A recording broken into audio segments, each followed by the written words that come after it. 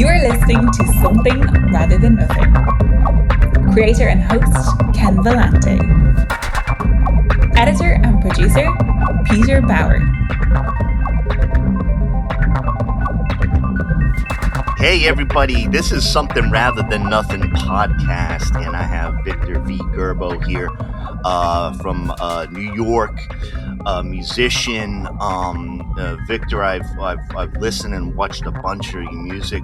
Really love it, really enjoy it. Excited to talk to you, and you know, to talk about art and the music you create. But first of all, welcome to the podcast. Thank you so much for having me. It's a pleasure to be here. That is awesome. One of the first questions I ask is, and I know you've been doing music, art, and creating for quite some time. Was there a moment when you were going along and you felt that you were an artist? You knew that you were an artist. Was it an event or a moment? I'm very fortunate to have been raised in an environment where art is really accepted. My father is a photographer, and he ended up working for a fairly famous photographer named Andre Kertész, and has ended up his day job, which is now slowly becoming my day job as well. Has been sort of managing his archive. So I've grown up around art. My father's brought his work home his entire life. So I've gotten to be raised around really incredible pieces of art. And on my mom's side, they were all traveling. My middle name is Vocally, and that's my mom's last name. And they were all traveling opera singers and violin players. And so certainly on both sides, art is your thing. So I was never discouraged. I've had this conversation with other artists, and they've said, when I told my parents I wanted to be a guitar player, a painter, a writer, it was received poorly. And I got, lots of faulty wiring, but so have, it's but that being said, have never that has never been my problem, and I'm very fortunate that I've always been encouraged to be an artist. I never expected to be a musician. When I was younger, I mostly painted, I drew, I wrote, and at some point, towards the end of my tenure in college, I started writing songs, and something just eventually clicked, and I realized that playing music was going to be my main thing. And it has been ever since. Love it. Incredible too with the dad. You said Kertész? Yes. Yeah. Oh my gosh. Incredible photographer. Oh yeah. Goodness. No, I'm really glad that his photography is never it's not really a household name for artists. So whenever I meet someone that actually knows who he is, I'm always very impressed and very happy. My father knew him. I'm now telling his story, and I hope when he hears this, he doesn't feel too bad. He says that at the age of 15, his brother gave him a camera and a copy of On Reading, and my dad said that he switched from Mad Magazine to photo books. And flash forward, he was in something called the CETA Project, which was an arts rehabilitation program in it's probably the late 70s. And he's being interviewed for a project. And after the interview, the woman says, "All right, what gives? Your photos look Eastern European, but I hear the Brooklyn accent." And he just went on and on about how much he loved Kertész. And she said, "This is adorable. I know him. I have to bring you to him." They began working together. My dad was a carpenter. He built shelves and furniture for him, and developed film for him, was a bodyguard in the city walking around taking pictures. And when Kertész passed away, the people that were in charge asked him if they, first he helped take apart his apartment. And then after that, they said, would you like to be the curator of his estate? And my father said, I'll do it for a year so it doesn't interfere with my own art. And about 40 something years later, here we are. All my childhood, he's been bringing the work home because I was born slightly after he took on that job. And my parents didn't want to have babysitters, so they both worked part-time when I was very young. And he's told the story. I have no memory of this, but it does go into art. So I think it's a relevant story.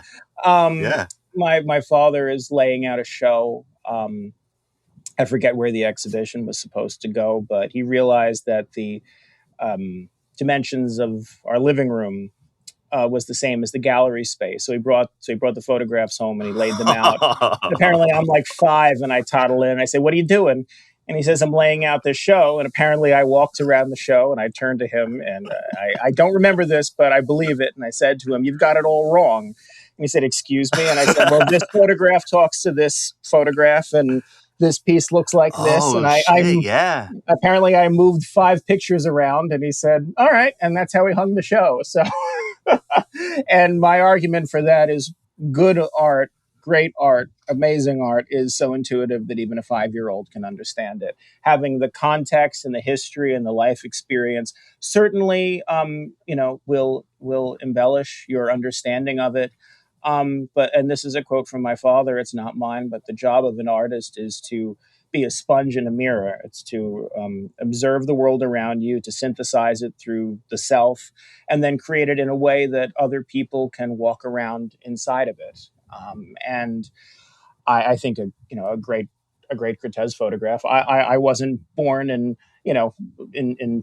Hungary in the 1800s. I didn't serve in World War I, but when I look at some of those pictures, you can find yourself in them.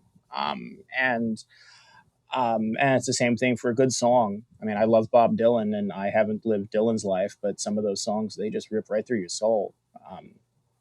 So yeah, that's sort of my take. I know that one of the questions you asked is what is the role of an artist, and that's that immediately came to mind. Yeah. No, but that's beautiful. Thank you. Yeah.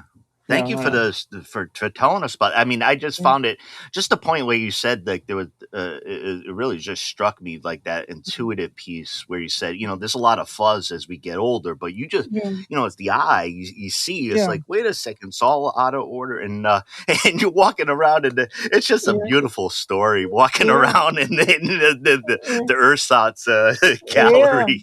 No, it was and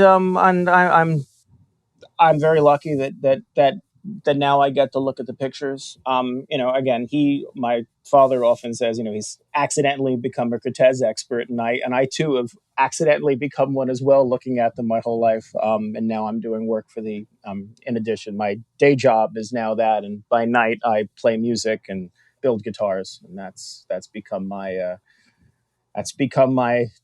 saga at the moment. But I wouldn't have it any other way. If an artist must have a day job, which we all need because art doesn't make enough for any of us to survive unless you crack that amazing threshold. Looking at great art begets more art, and it doesn't matter if it's a photograph and you play music, or you're looking at a painting and and you take photos. There's a great series which I hope someone was discussing doing a book on it at some point, but Cortez in the 1920s was hanging out with a lot of his roommate. I think he also lived across the hall at some point. His name was Laus Tiani. He was a mute Hungarian painter and etcher and printmaker, and they have this great series back and forth where Cortez would take a photograph and then he would make a painting, and then he would make a painting and he'd take a photograph, and it didn't matter that they were doing different forms of art, but you can see this. It's not when I say it's competitive, it's not competitive in a bad way. It doesn't have to be a negative. Right. But good art begets more art, and art's a conversation. It doesn't happen alone. If it's your experience that you're synthesizing or someone else's art, you can You can write a song in response to the geometry of a photograph. You can find how that functions in a different form. And that's something that would never happen if you were only listening to music or if you were only doing blank and this. I don't think art is it's broad stroke. It doesn't have to be retain. I mean, I have one story that I when I was in college, I took it was a computer design class, and one of the assignments was to make a flyer, a business card, and a brochure or something. And I made a business card for my music. I was writing at the time. I did one of those, and then the other one I did for, I think it was painting or something. And the professor looked at it and kind of laughed and said to me, you're going to have to pick one eventually. And at the time, I found that so offensive. I was like, what do you mean I have to pick one? Yeah. And then as time has gone on, I was like, oh, yeah, that guy was right. I wish I could find him and send him a card and say, yeah, you were right on the money. But that being said, well, one thing always, sort of does emerge as your main creative outlet. Having connections to everything that you can have connections to certainly helps your art improve. Yeah. I really appreciated your point of like the interacting with art and it begetting more art. I wanted to ask it. Is it somewhat standard question, but like my mind goes towards it, and you was talking about like the generation of your art. And anytime I read about musicians, there's always this kind of like categorization, right? Like the way we talk about it, music can be so expansive, and we use terms to try to place it. And in listening to music, in your band, you feel a lot of different influences, and I see other people, describing it folk, like spanning a long range of time.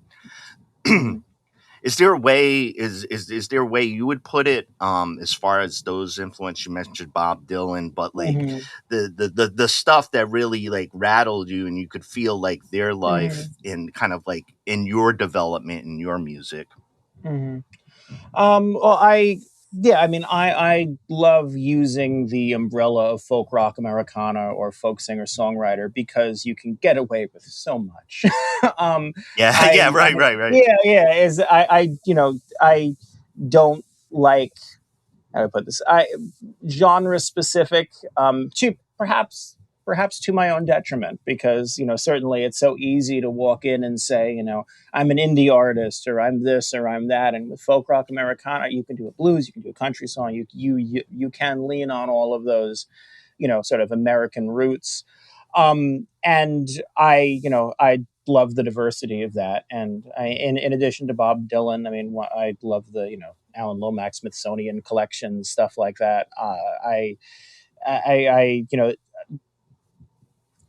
Certainly with some of that material, there is an anchor into the time that they were created, whether it is the quality of the recording. And of course, an artist can never really get away from the time period that they are in. But I love creating art that isn't really stuck in a time. I was talking to someone not too long ago. I can't remember what the context was, but I was saying that there's a lot of like a lot of modern pop music that makes me really sad. Like when I hear it, because it is so anchored in like, we are young, we're going to set the world on fire, which, I'm still theoretically young for another 5.5 minutes. Now it's 4. But that I've always been so conscious that like that goes away. Like it's such a fleeting part of your life. And I don't know, those just some of those songs just they make me want to cry, and I don't quite know why. I don't even like them that much.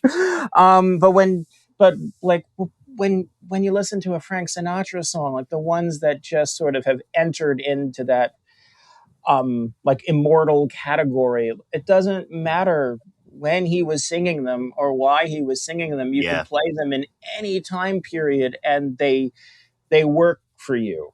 And that's always what I've sort of tried to aim for, is to not get too bogged down in where I am, and just make something that I would hope that in the event that it lasts, that someone, 100 years from now could in theory listen and find their way through it. Although of course, I think I was listening to what was it? Why Try to Change Me Now, and I know that like even there's the line, I leave my keys in the door. And I'm like, well, keys are starting to go away a little bit. You don't have car keys anymore. I see them in Yeah, houses with the even keys. that.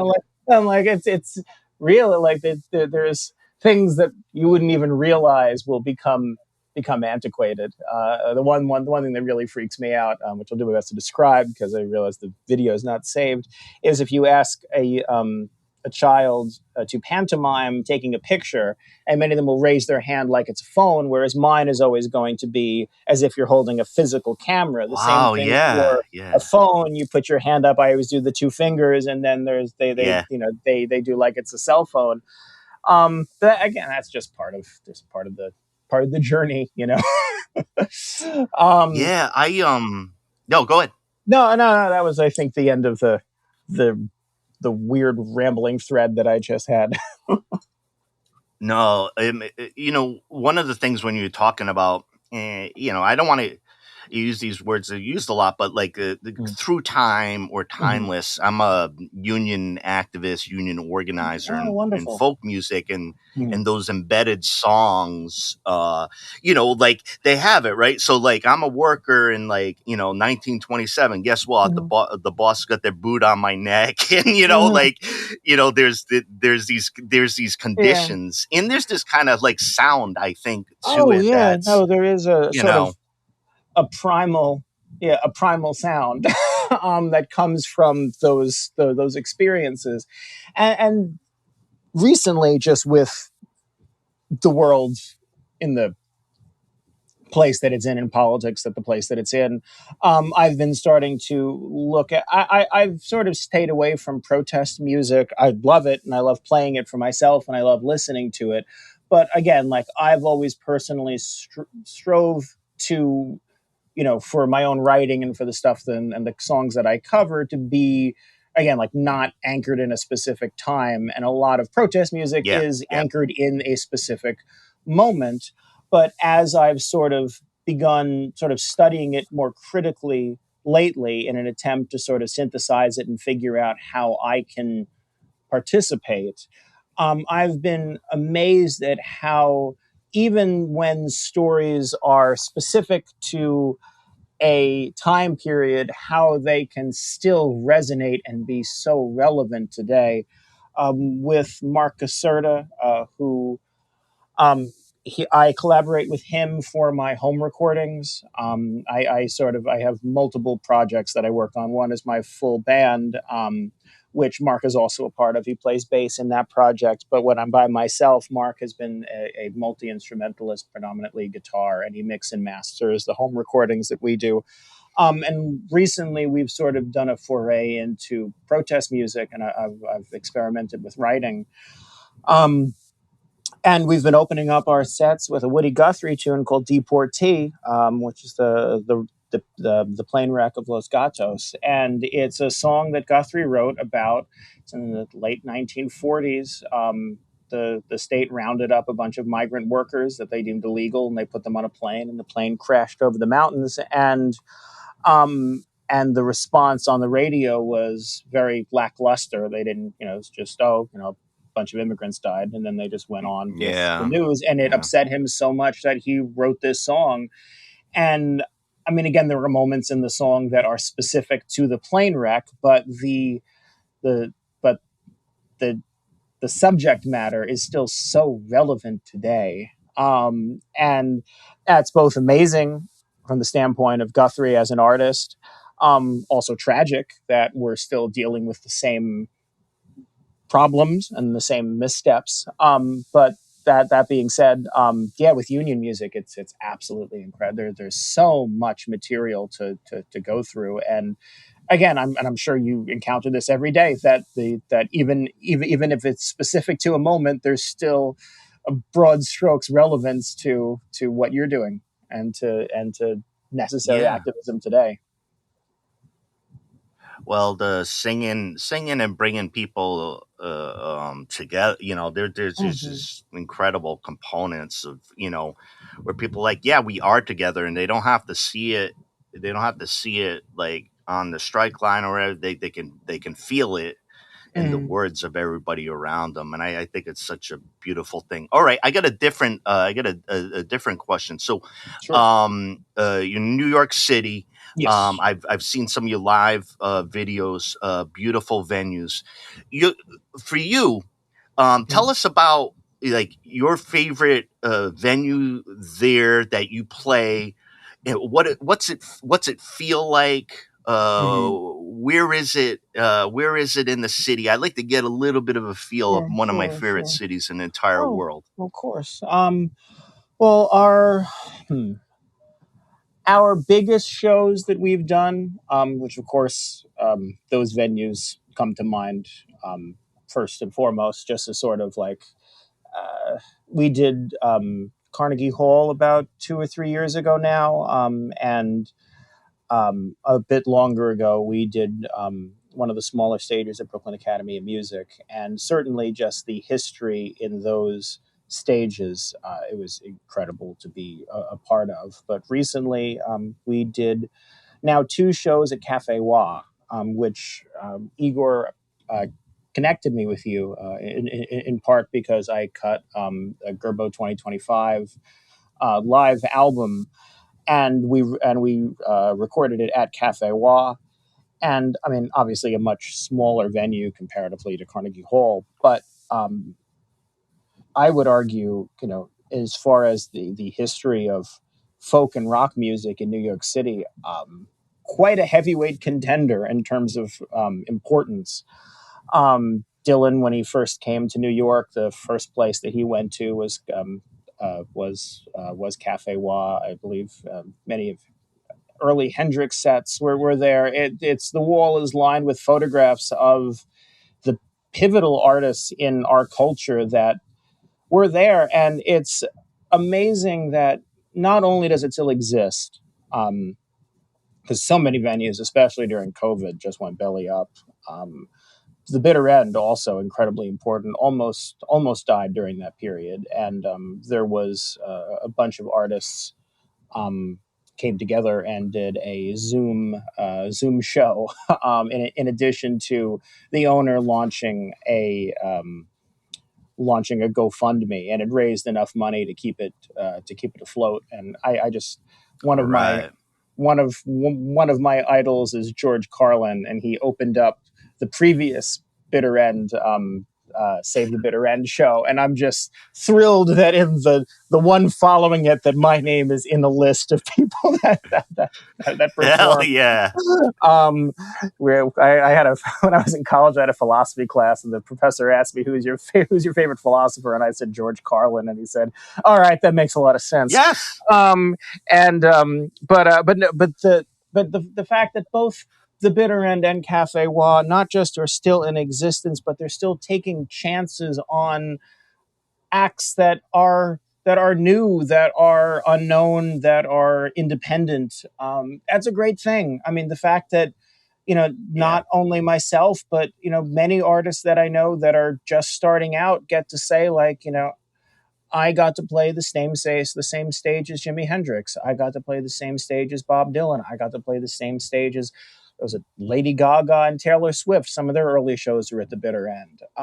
That's great, and it sort of puts us all in the same. Like we're all on the same staircase. We're all in the same. Yeah. I just think that's great, and I think that a lot of people will.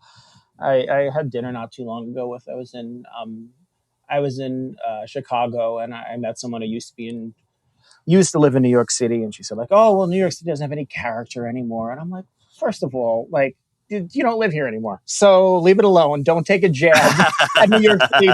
You can complain about it. You can't. And yes, the buildings are getting bigger to a point where the island's starting to sink into the water. But part of the magic of being a New Yorker is none of us have any idea how we pull it off.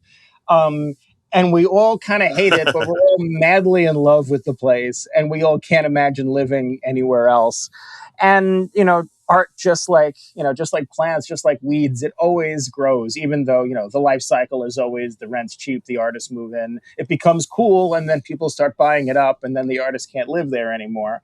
But there's we're I always say this, like, also I say it to myself, that, like, when you're on stage, you're always so worried about making a mistake or forgetting something or botching, whatever line, whatever note. The audience wants you to succeed, and other artists want you to succeed. I always say, whenever I meet somebody, like, if you figure out the secret code for, whatever the next step is, whatever the next great show, whatever the next social media viral moment or whatever, if I find it out, I'll tell you, and if you find out, please tell me. Like, we're all in this together.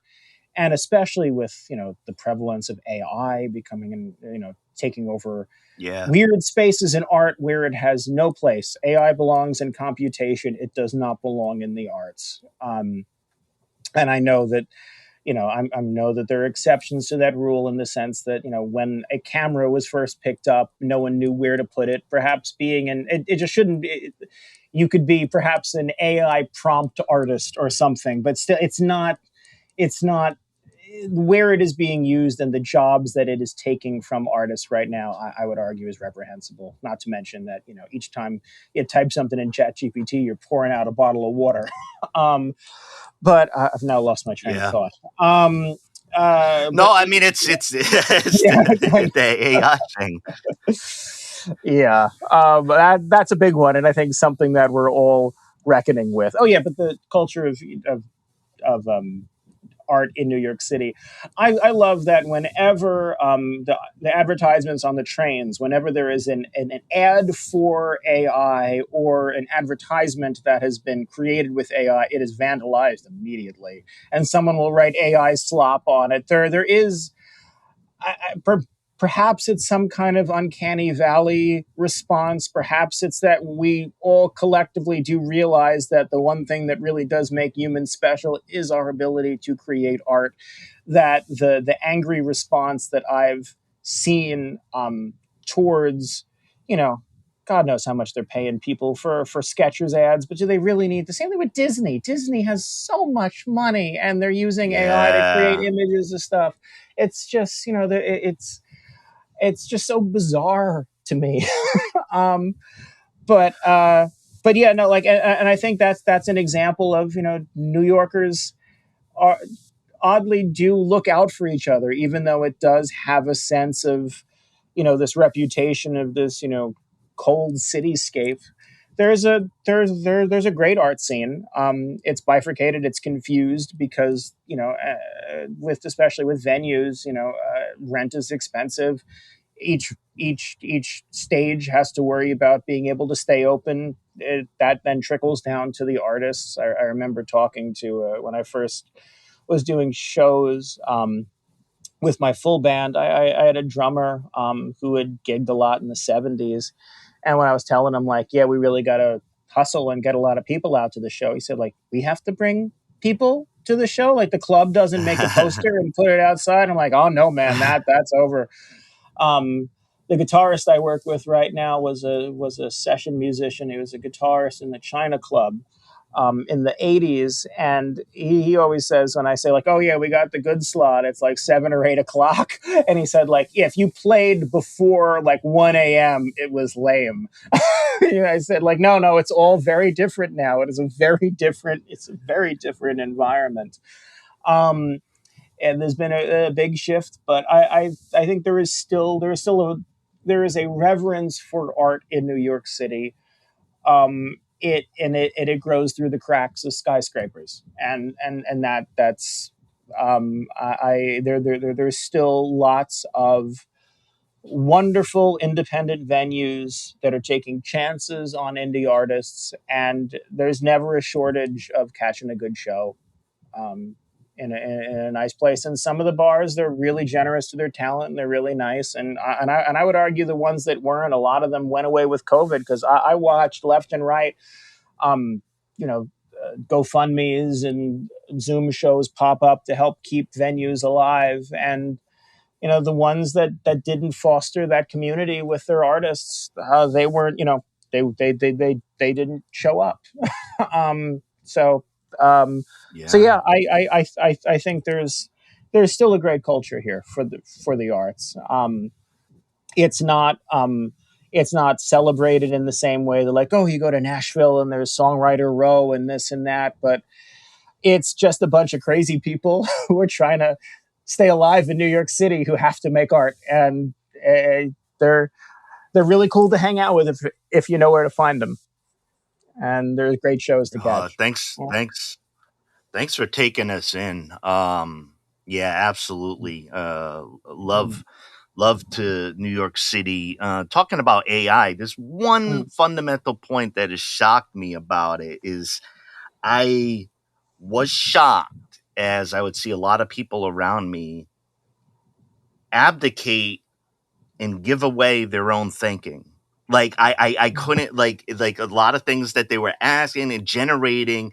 It was of this kind of mono robot voice, but I couldn't believe how quickly a lot of people rushed to say, in my brain, I don't want to think that through anymore.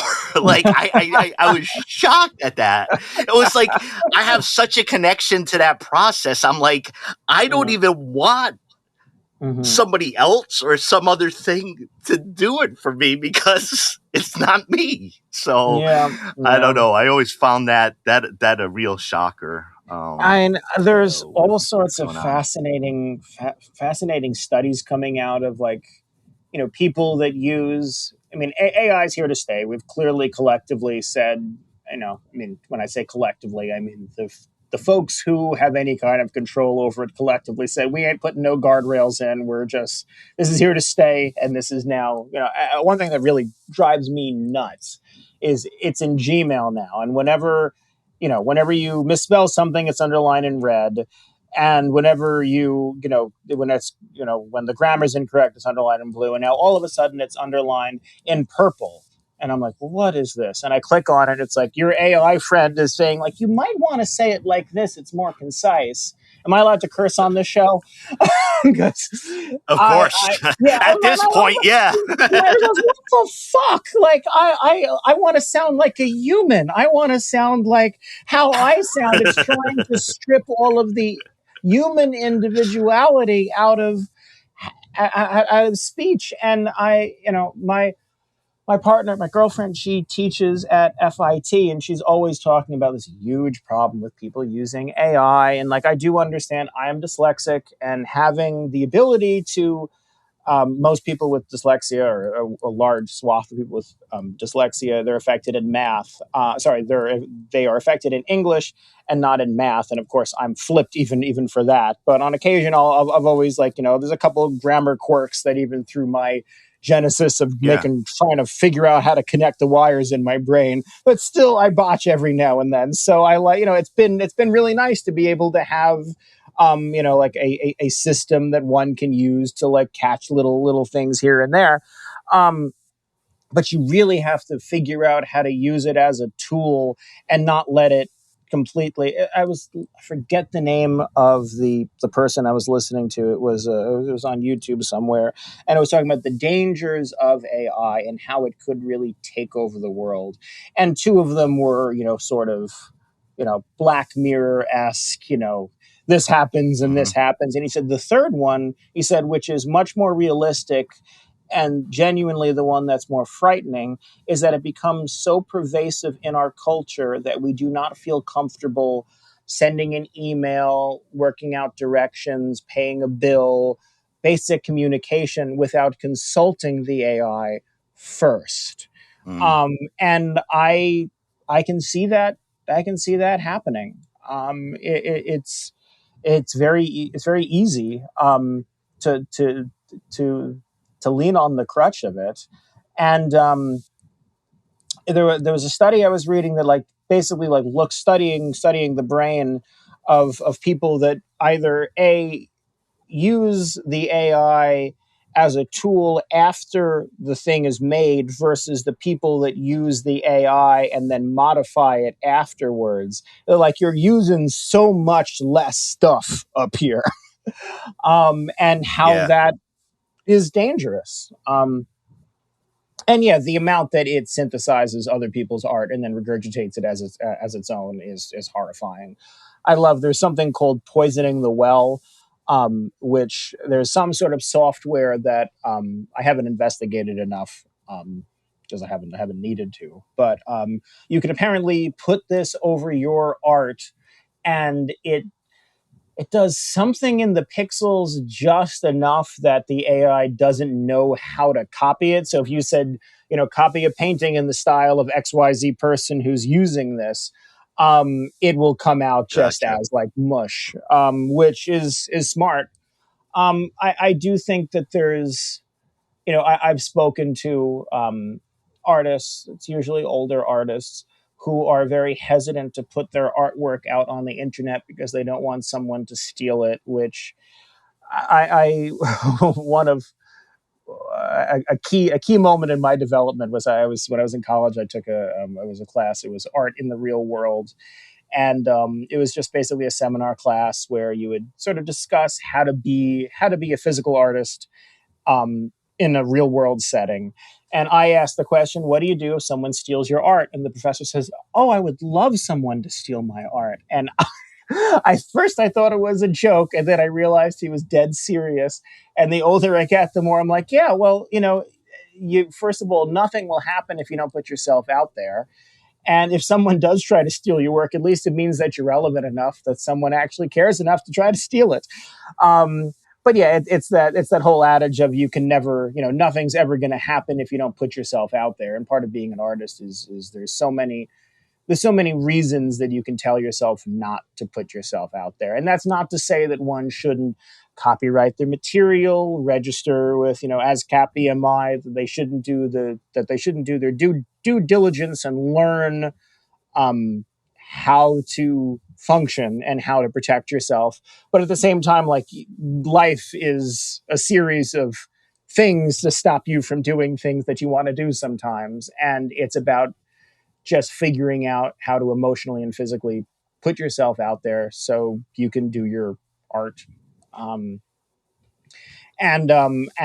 But yeah, no, I've rambled off of AI, but AI is it's dangerous, and there's something so cold about it, and it's because, again, I would argue, and I'm sure there's plenty of other things that make us different as a species, but if you look at, and yes, I'm also aware that birds of paradise, they make the designs on the ground, and there are other animals that kind of make things that are art. But the thing that we do that's so special is that we make art. We make things without, we don't make them for a specific purpose other than art. And I think that's so special, and it's so uniquely human. And AI is never gonna pull it off right. It's always it's a hollow echo of what we're capable of doing as a people. And it's just big business, and shaving a couple of bucks off of paying an artist that has really put it in a place where, I mean, again, it's so sad that artists are always the first ones to go. Yeah. But and I would argue we're the ones that make life interesting.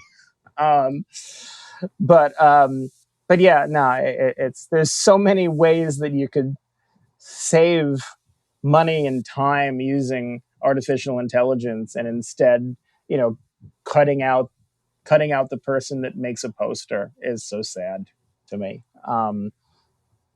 So yeah, whoever's listening here, support your local artists. We're all hanging by a thread. Yeah, well, it's of this time too, and it's it's in real time, and it's distributed unevenly, and one of the so everybody we've been channeled Victor V Gurbo, musician, New York City, really fascinating to talk about I don't know, it's like the generation of art, like the special aspect of art. But I have the big philosophical question I gotta throw at you, and I know Okay. you're a big thinker. You've been Okay. thinking about these things too much, like myself, though. Yeah. But the big question of the show is, why is there something rather than nothing, Victor? Mm, I hmm. I think because the something is beautiful. I mean, it really is. Whenever I'm, on occasion, I'll be talking to my girlfriend and she'll say like, "Oh, this is terrible," and I'll say like, "What? But this is, like even even the bad stuff is beautiful. Even the even the inconveniences, even the sad moments are gorgeous because life is fascinating. I mean, colors are great.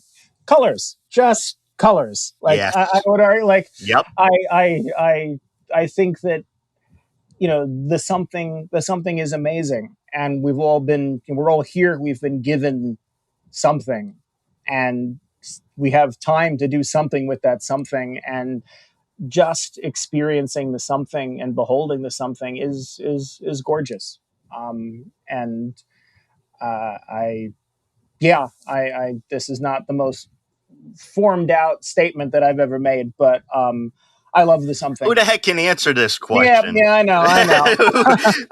No, no, but no, I really, no, I'm Mm, serious. I mm, mean, I love what you had to say. I think it's I think what you say is that there is some, there's something beautiful in and of mm, itself in doing mm, it, and I think you're right with like making art and being comfortable with like creating, and it because mm. it goes in such a far out Yeah, place. So yeah, it's a great spirit. yeah, yeah. No, even the Vic, so, yeah. no, go ahead. Oh, I Go was ahead. just gonna say that like even Bob Dylan, when he was being interviewed, I think on on the success of Blood on the Tracks, his response was, "I don't understand why people like this album. It's so painful." And that's like even the bad stuff is good. Even the an artist's ability to take the pain in their life and synthesize it into something that's just out of this world gorgeous is so incredible. Cortez has a series.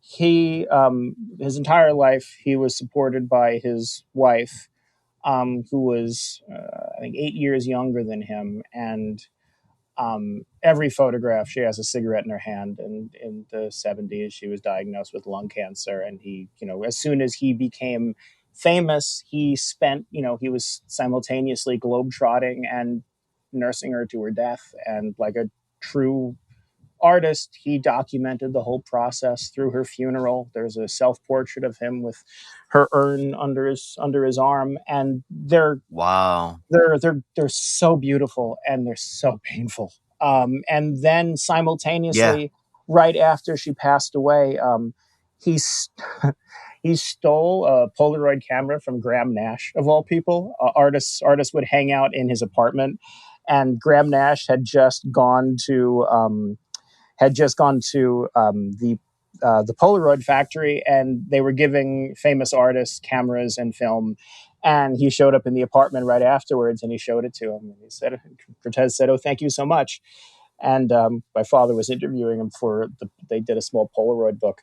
And Graham Nash said, like, I couldn't tell him it wasn't for him. And when my dad asked, like, do you remember what day it was? And he goes, do you have any idea what we were on back then? I have no idea what day or month it was. But then he started. He was apparently walking past Brentano's bookshop, Cortez, and there was a glass sculpture in the window, and he said it was a Murano glass sculpture, and it was just a head and a neck just kind of tilting like this, very modern art. And he said that the nape of the neck and the posture reminded him of his wife so much that He avoided going into the store. He would cross the street, and finally, when they pulled it Wow. out of when they pulled it out of the window, he ran in and bought it, and he started photographing this glass sculpture in his window over 25th Avenue, and it is the most, I would argue, the most incredible body of work that he ever did, and it's about grief and understanding and life. They're funny, they're sad, they'll just rip you to shreds. And it's all immediate because he usually worked with black and white photography.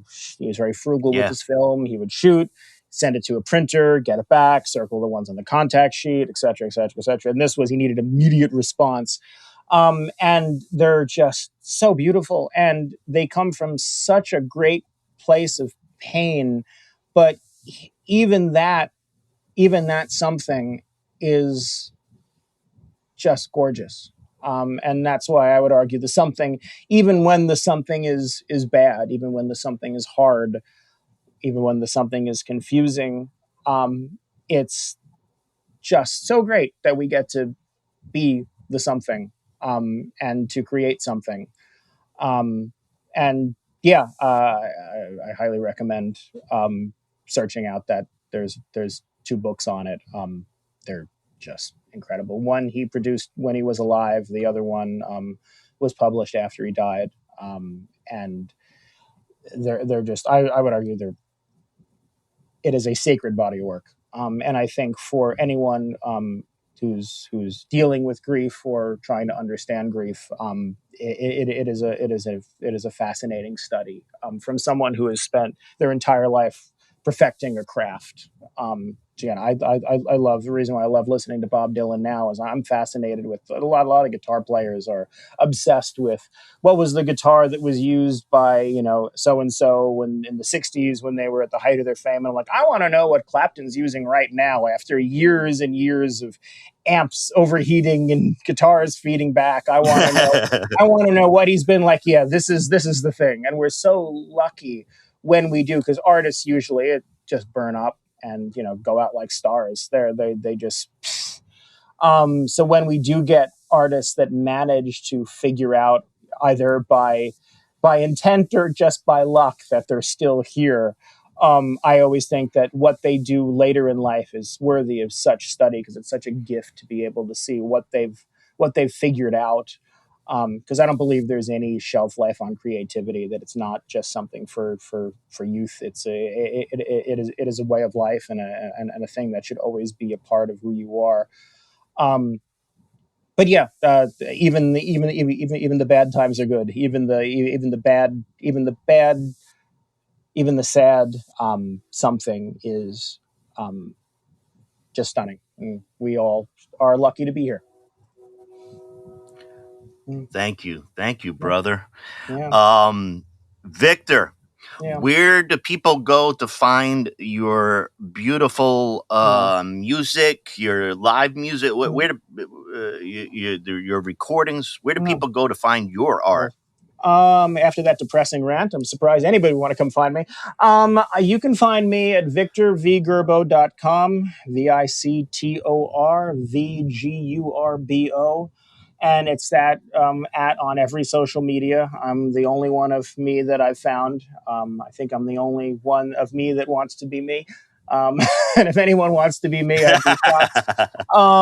And if I'm not on that, if there's a new social media platform that I have missed, I encourage your listeners to write to me, and that will be what I spend my evening signing up for. All of my shows are advertised on my website. Very active on Instagram and Facebook. Our only next show on the books at the moment is I submitted a protest song to the When Voices Rise songwriting contest, and I'm a finalist in that. And on August 21st, I'm to perform amongst the other finalists and winners at Joe's Pub. It should just be one song, but I've listened to all of the other acts, and it's a really great lineup, and it's an honor to be amongst them. I also think, again, as we were saying before, about socially conscious music and topical music of the time. Again, I've always kind of pushed away from that, and I've decided not to because I think it's important. And I'm seeing how important it is, and listening to other people who have made the same call, and sort of listening to how important that is.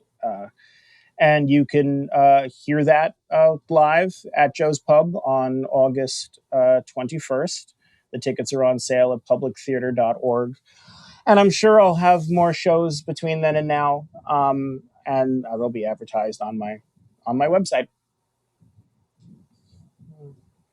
Thank you so much, Victor. I got to tell you, like, I really like, in talking about they're just really inspired by a lot of the ideas that you mentioned and taking us into those beautiful works. Like I was thinking of the Cortez, and you're saying, like, all the pain, the horror, the loss, and the grief, and the work that an artist does to pull that through, and in my mind, like, really help others through the work and creation that they do. And I think that's such a powerful idea. And I really thank you for leaning into that and the art that you create.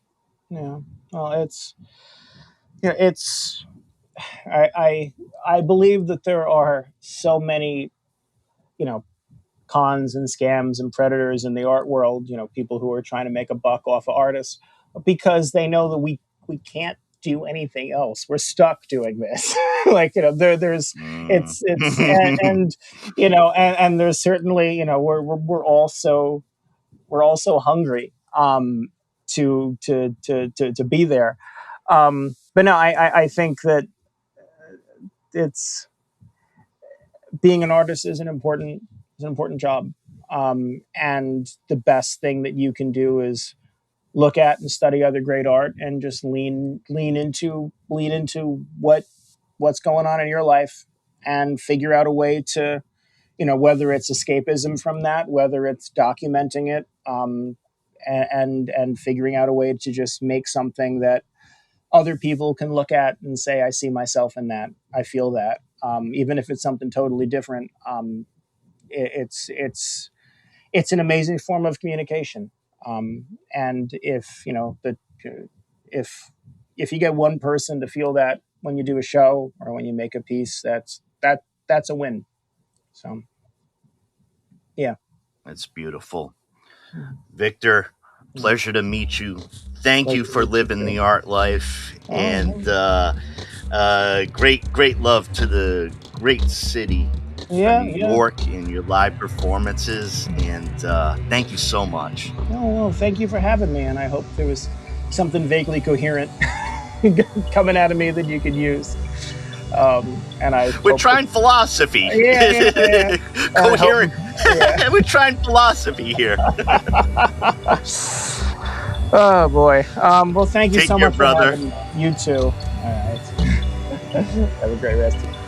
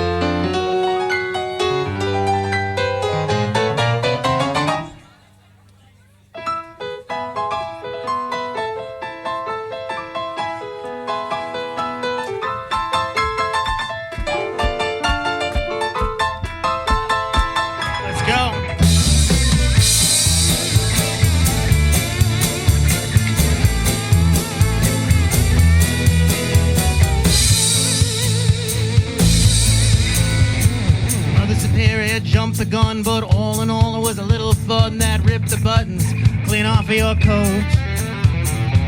She warned you not to let me in, and that to do so was embodied sin. I tell you, she warned you not to gloat. And how come there's gonna be no water? You should have locked the doors, should have told your daughters, but well, they'll know by now. Good book. Told them I'd come and you should hit the ground and start running before I face the curtain with a bow. Baby, light the hen house, we'll burn the bastard down and sit and wait and watch till the ashes hit the ground. We'll howl like a Valia, for there will be no words. The sound of the burning mansion's gonna form the walls in dirt. Whoa.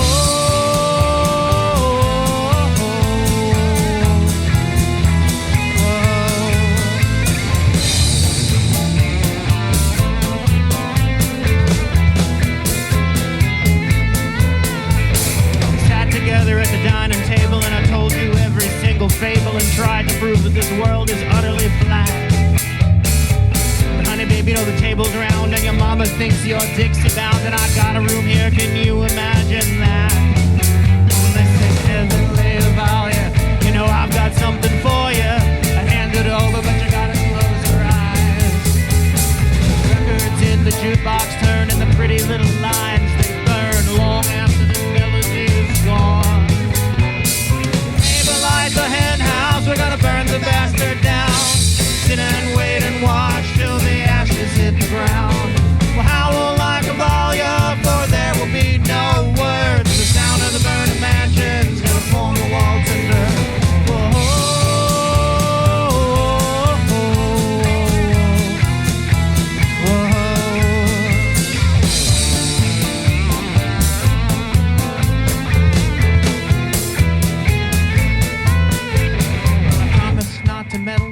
Won't you please light up a kettle, and I'll have a cup before I leave this place. Sanity is never learning. The seasons change and the wheels keep turning. You can see it in the lines of your face. Well, if there's anything you love, it'll be the first thing I show. Deep into the flames and rising ash.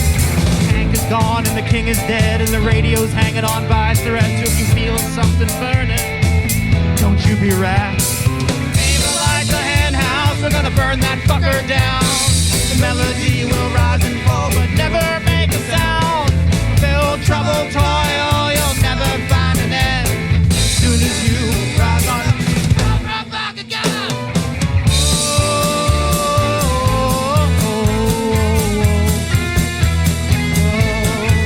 We sing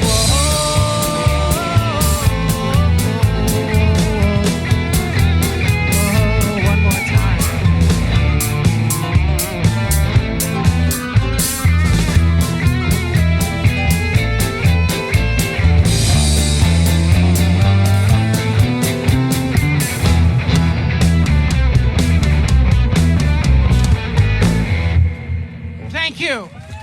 This is Something Rather Than Nothing.